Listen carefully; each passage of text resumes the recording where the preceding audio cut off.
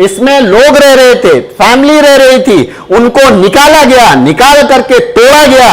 अबे शर्म करो एमबीएमसी, इतना घोटाला। वो टेम्बा हॉस्पिटल में जाकर के दिखाते हो, टेम्बा हॉस्पिटल का क्या हाल है, तुम्हारे क्वारंटाइन सेल में रेप होता है, तुम्हारे क्या क्या नहीं होता है। हाँ, ये है एमबीएमसी। इनके पास लेडीज स्टाफ को रखने की जगह नहीं थी उस टाइम पे। मेरे सारे स्टाफ, मेरी लेडीज स्टाफ तक भी इनके लिए गर्म पानी से पकड़ के उनका खाने पीने का हर टाइम, रात के 3 बजे भी आते तो 3 बजे मेरे यहाँ पे उनको गर्म खाना मिलता था। एक होटल को तोड़ देते हो, बाकी के होटल को छोड़ देते हो। सिर्फ यही है कि मैं उनके भ्रष्ट काम में साथ नहीं दिया, उनको पैसा नहीं दिया। अभी सुन लीजिए, मुझे भी पता था, इन्होंने पैसा नहीं दिया, इनका होटल तोड़ दिया। थोड़ा तो शर्म करो। यही इब्राहिम सत्तार खान सबसे पहले एमबीएमसी को आया था अपना होटल देने के लिए, और उसके होटल में रहे हो, यूज किए हो। पूरे लेडीज, सारी लेडीज रही हैं, सारी महिलाएं रही हैं, मान सम्मान के साथ रही हैं। मैंने खुद वो यूज किया है। लेकिन मैं सिर्फ एमबीएमसी को बोलना चाह रहा हूं कि ये वो एमबीएमसी है जिसके लिए इस आदमी ने, इस होटल ने कोरोना वायरस के महामारी के टाइम पे इस तरह से मदद की। वही एमबीएमसी अभी तो कोविड-19 पीरियड खत्म भी नहीं होता है, आंख में जरा सा पानी नहीं कि उसके आकर के होटल को के तोड़ दिया गया। ये होटल एक दिन में खड़ा नहीं हुआ होगा, सालों लगे होंगे, ये स्ट्रक्चर सालों का है। इनके पास कल मैं जब पेपर दिखा रहे थे तो इनके पास फायर एनओसी था, गुमास्ता था, क्या क्या, वो जितने भी जो लाइसेंस होते हैं होटल्स के, वो सारे लाइसेंस, फूड एंड ड्रग्स और व्हाटएवर इट इज, मुझे उतना आइडिया नहीं है, लेकिन मैंने देखा कि इनके पास वो सारे डॉक्यूमेंट्स, सारे लाइसेंस होने के बावजूद, क्या जिस वक्त ये लोग लाइसेंस इशू करते हैं उस वक्त ये स्ट्रक्चर नहीं देखते क्या, कम है, ज्यादा है, टूटा है, फूटा है, इन्होंने क्या अवैध कब्जा करके बना डाला क्या, और कमर्शियल टैक्स भरा जाता है इसका बाकायदा। इनके पास सारे रिलेवेंट डॉक्यूमेंट है। यहां तक कि ये जब पहली बार 2019 में तोड़क कार्रवाई हुई थी तो ये लोअर कोर्ट में गए थे। लोअर कोर्ट ने फैसला क्या सुनाया वो सुनिए, कि एमडीएमसी ने उस दौरान जो तोड़क कार्रवाई की थी, आपको पता है कि 55 के तहत उन्होंने तोड़क कार्रवाई की थी, जिसमें 15 दिन का जिसके खिलाफ आप कार्रवाई करते हैं उसको 15 दिन का आप नोटिस देते हैं, टाइम देते हैं रिप्लाई फाइल करने के लिए।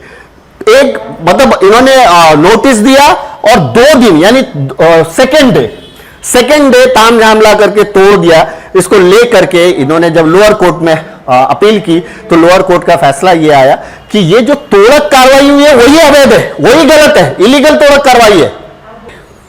मीरा भाईंदर में ऐसे कितने होटल हैं जो पूरी तरह से अवैध है, स्ट्रक्चर से लेकर के सब कुछ अवैध है, उसका उस पर तोड़क कार्रवाई नहीं होती है।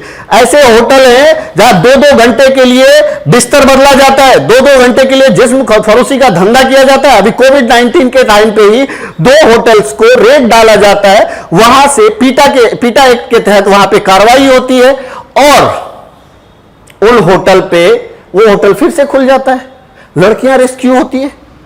तो क्या इब्राहिम सत्तार खान अपने होटल में इस तरह की गतिविधि कर रहा था?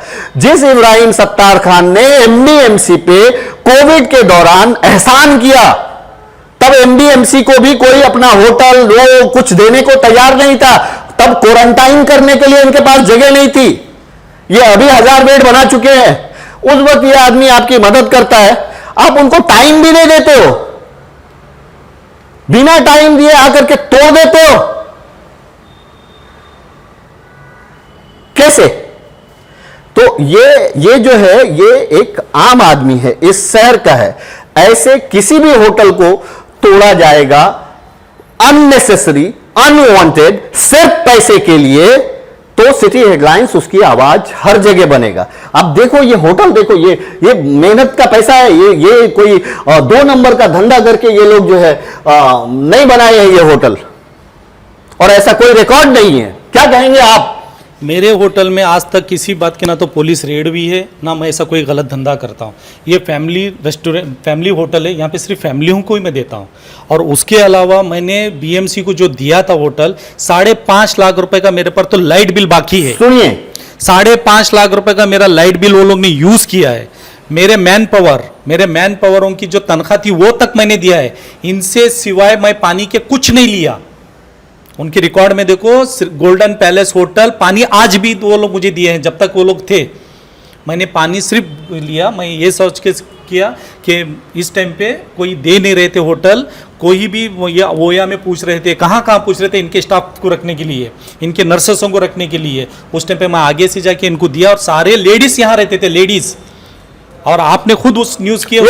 यस दोस्तों, ये न्यूज की है मैंने, इनकी न्यूज मैं उसको अटैच करूंगा, लिंक में भेजूंगा।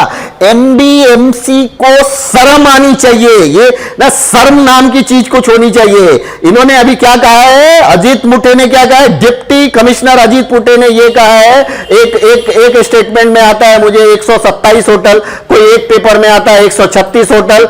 इन सबको इन्होंने नोटिस दिया है, कार्रवाई करेंगे। इनको नोटिस दिया है, कार्रवाई करेंगे।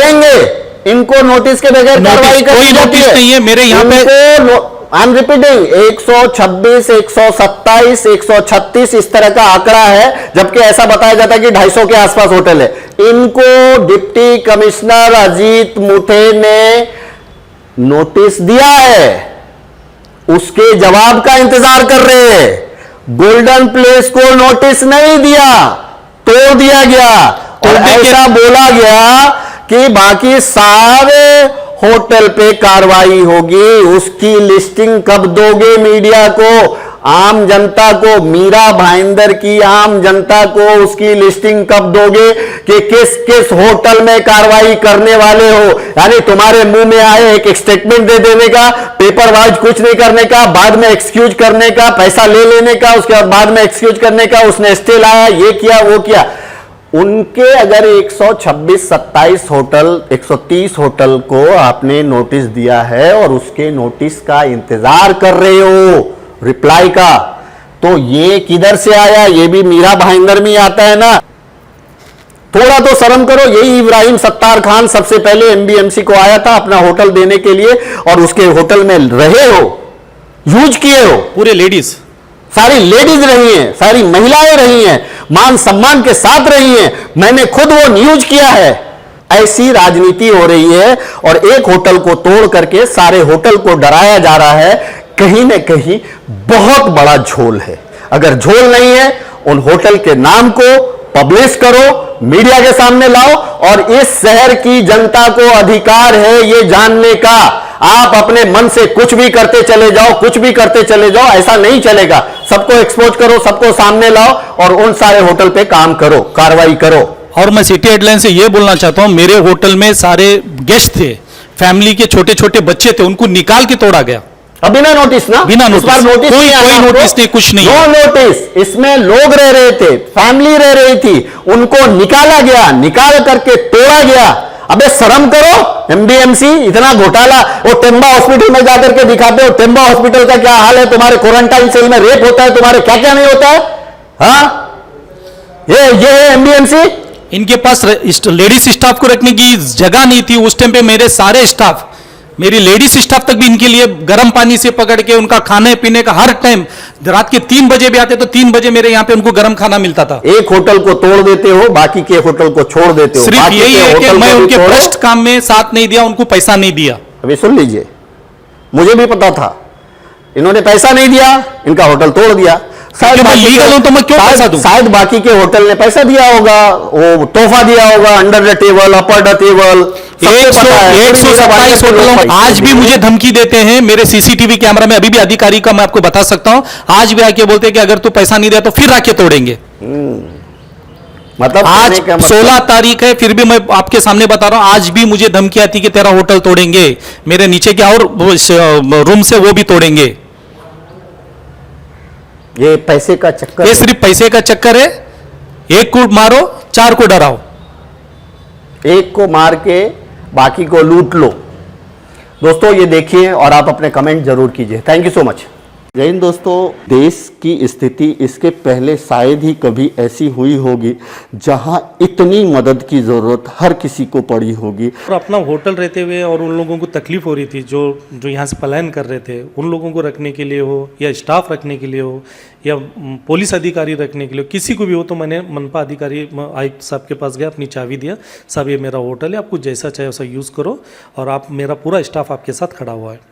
जैसा कि आप सबको पता होगा, कोरोना वायरस से लोग परेशान हैं और इसको देखते हुए हर कोई अपने अपने तरीके से लोगों की मदद कर रहे हैं, प्रशासन की मदद कर रहे हैं। ऐसे में ही एक मीरा भाईंदर के इब्राहिम सत्तार जी हैं, जिनका होटल है गोल्डन पैलेस। इस होटल को इन्होंने मनपा को यानी मीरा भाईंदर महानगर पालिका के आयुक्त चंद्रकांत डांगे जी से कहा था कि अगर आपको ज़रूरत है तो यहाँ पे आप जो है आप अपने जो डॉक्टर्स की टीम है या एमईएमसी के कोई भी स्टाफ हैं वो चाहे तो यहाँ पे आकर के रह सकते हैं और उनको पूरी फैसिलिटीज़ है।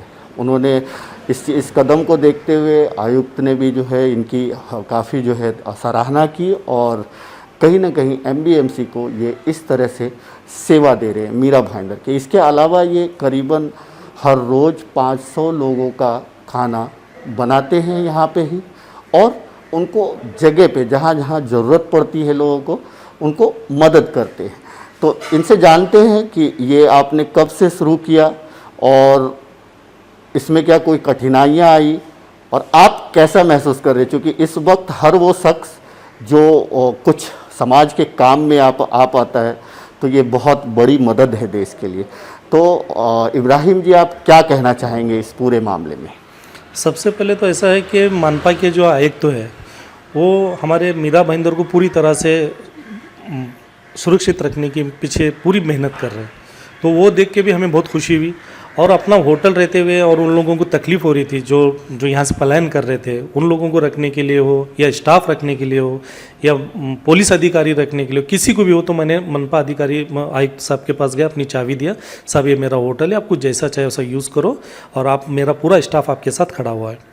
और रही बात जो लोगों जो फंस गए हैं, जहाँ बिल्डरों की वॉचमैन लोग फंस गए हैं, कारीगर लोग फंस गए, जिनको खाना नहीं मिल पा रहा है, जो होटल में जो डेली वेज खाते थे, तो हम लोग उन लोगों की लिस्ट बने, उन लोगों को कंटिन्यू खाना दे रहे हैं हम लोग। जो फंस गए जो वो जा भी नहीं सकते हैं और उनको हम लोग जाने के लिए मना भी किए। तो हमारा मकसद यही है कि लोग खतरा मतलब गड़बड़ हो के किधर भागे नहीं, आराम से रुके और उन लोगों की जो भी मदद हो सकती है हम कर रहे हैं।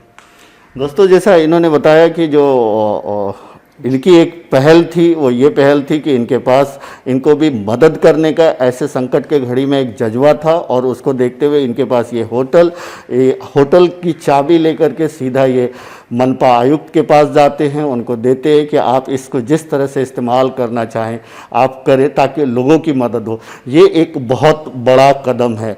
क्या ऐसे और भी होटल सामने आए हैं क्या? अभी तक तो कोई मैंने सुना नहीं है। तो कल मुझे कमिश्नर साहब ने फ़ोन किए थे, बोले कि भाई जैसा आपकी न्यूज़ दूसरे चैनलों ने चलाए, उसके बाद 2-3 होटल वाले मुझे फ़ोन किए और बता रहे कि हम भी तुम्हें होटल देंगे। देखो दोस्तों, जैसा कि मैं हमेशा जो है इस तरह के काम को दिखाने की कोशिश करता हूँ। अगर कोई राशन डिस्ट्रीब्यूट कर रहा है, कोई खाना बांट रहा है, कोई किसी भी तरह से इस संकट की घड़ी में अगर मदद करना चाह रहा है तो उसको दिखाने का मकसद, 2 मकसद होते हैं। एक तो ये कि लोग, समाज के लोगों में ये जो है एक मैसेज जाए कि कुछ लोग समाज में ऐसा काम कर रहे हैं। उसके साथ साथ समाज में ऐसे कई और सक्षम लोग हैं जो इसको देखते हुए सामने आते हैं। जैसा कि आपके सामने एक एग्जाम्पल है कि इन्होंने पहल की, अपने होटल को इन्होंने मनपा के सुपुर्द किया फैसिलिटीज़ के लिए कि आप यहाँ पे उसका इस्तेमाल कीजिए, और इसको देखते हुए और लोगों ने भी ऑफ़र किया। तो ये बहुत अच्छी बात है। अब तक आपके एक ऑन एवरेज जो मनपा के स्टाफ आते हैं, चाहे डॉक्टर्स हो, नर्स हो, ये इनकी संख्या कितनी है? कितने लोग आते होंगे? जो करीबन हर दिन उनका 30-40 लोग आते हैं जाते हैं। उनका कभी नाइट ड्यूटी रहती है, कभी डे ड्यूटी रहती है। आते हैं, रुकते हैं, फ्रेश होते हैं, थोड़ी देर रुकते हैं और चले जाते हैं। 24 आवर्स हम उनकी सेवा में हैं। क्या उनके खाने पीने का इंतजाम आप करते हैं? हाँ, जैसा उनके हम पूछते हैं कि आपने अगर खाना नहीं खा रहे तो उनके लिए हम लोग खाना रखे रहते हैं और फ्रेश खाना बना के उनको दे देते हैं। तो दोस्तों, कहीं ना कहीं ये बहुत ही अच्छे से कूल, अपना जो एक, ऐसा नहीं कि हमने सिर्फ होटल दे दिया आप आओ और जाओ और रहो, उसके साथ साथ ये कहीं ना कहीं जो है उनकी जो देख रेख है उनका ख्याल रख रहे हैं कि कहीं उनमें से जो लोग आए हैं वो भूखे तो नहीं है, उनको भूख तो नहीं लगा, वो क्या खाना चाहते हैं, उस हिसाब से वो कहीं ना कहीं उनको फूड्स वगैरह भी सर्व कर रहे हैं। और दोस्तों, इस संकट की घड़ी में देश में, मैं हमेशा बोलता आया हूँ कि देश की स्थिति इसके पहले शायद ही कभी ऐसी हुई होगी जहाँ इतनी मदद की ज़रूरत हर किसी को पड़ी होगी। मतलब एक साथ पूरे हिंदुस्तान के गरीबों को एक साथ अगर मदद की ज़रूरत पड़ी तो मुझे लगता है ये एक ऐसा मोमेंट है कि इससे बड़ी मदद की ज़रूरत शायद ही कभी देश को पड़ी होगी। तो इसी तरह से हिंदुस्तान में ऐसे बहुत सारे लोग हैं जो ऐसे दुख के घड़ी में, ऐसे मुसीबत की घड़ी में सामने आते हैं, बढ़ चढ़कर हिस्सा लेते हैं। अब इब्राहिम जी, मैं आपको बहुत बहुत इस चीज़ का मैं खुद शुक्रिया अदा करूंगा, क्योंकि मैं लोगों के हालात देख रहा हूं ग्राउंड लेवल पे, और आप जैसे लोगों की ज़रूरत है। आप जैसे लोग, बहुत सारे लोग हैं, मैंने कई लोगों की न्यूज़ की है, तो अगर आप जैसे लोग जब तक रहेंगे समाज में मदद करने के लिए एक दूसरे की, तो थोड़े थोड़े मदद से हर कोई कहीं ना कहीं, कम से कम जो बेसिक नीड है इस वक्त, भूख की ज़रूरत, उससे तो लोग परेशान नहीं होंगे। शुक्रिया आपका।